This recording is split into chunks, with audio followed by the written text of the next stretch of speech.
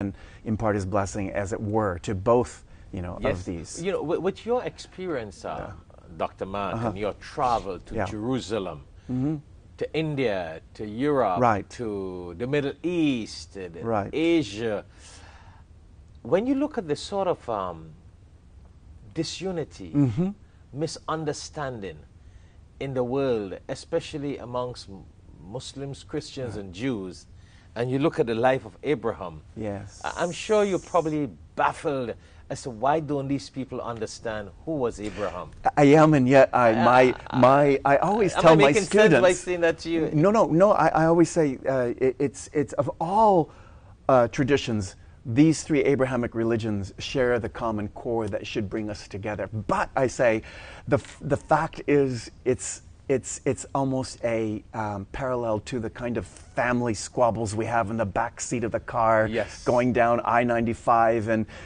the brother pinches the sister, or the sister says this to the brother, and we end up having this family squabble. So those you are closest to are often those that we have the most difficulty getting along with. That's my thesis. And that's or the theory. sad thing, eh? It is. That's so sad. Doesn't need to be that way. Because it's as you have been to Jerusalem. It's the same land, the same people. You look at that Jerusalem mosque and the Wailing Wall, and the place of Jesus, peace be upon him, where his tomb is. And all the whole 9 yards around the Bible and Jesus and the Jews and the Muslims and Solomon. It's not really in one country, it's in one, and not just one land, it's in one spot. You put a whole wall around them, and you go on this door, and you're at the what you call the Wailing Wall. You come out at the next exit. It's the tomb of Jesus. You're very close to the Church of the Holy Sepulchre. You're exactly right. You come to the next exit, and it's the mosque.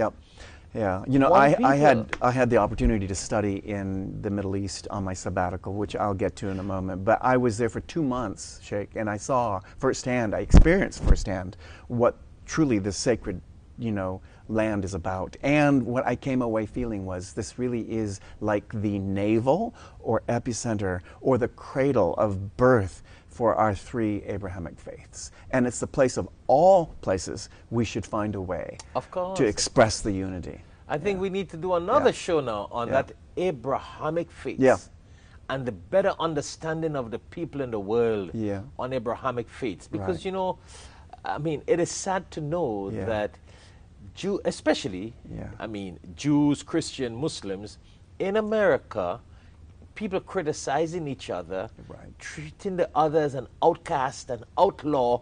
Where did you Jews come from? Where did you Christians come from? Where did you Muslims come from?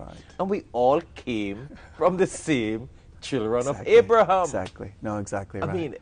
That's why this quote, education. To be a child of Abraham is to learn to respect the other children of Abraham. We are all children of Abraham.